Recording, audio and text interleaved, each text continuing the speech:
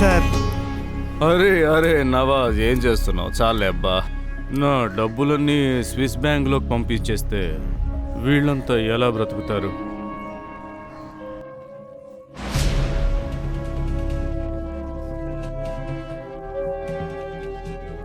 సోదరా, మేము నీతో డబ్బు గురించి మాట్లాడలేదు కదా.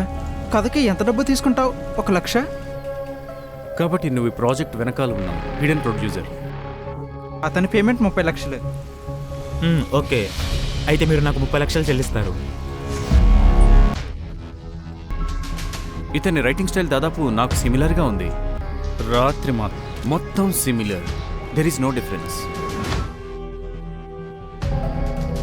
మీరు మరియు హమారి నిన్న ఎక్కడున్నారు మీరు?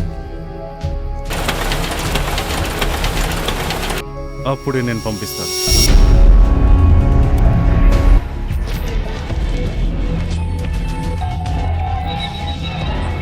నేహా, షాకీరా, జీవితంలో ఇంకెన్ని పేర్లు మారుస్తావు? చెప్పనా?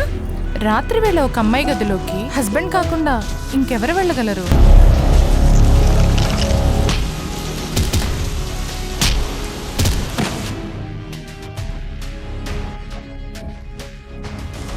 కానీ తెలుసా, చాలా మిస్టీరియస్గా అనిపించాడు. కవులంతా ఇంతే ఉంటారేమో.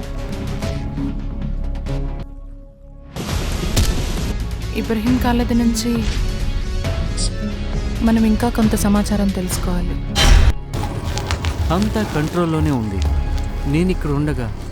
సార్, రాత్రికి మీకోసం ఒక కవిత ఉంది.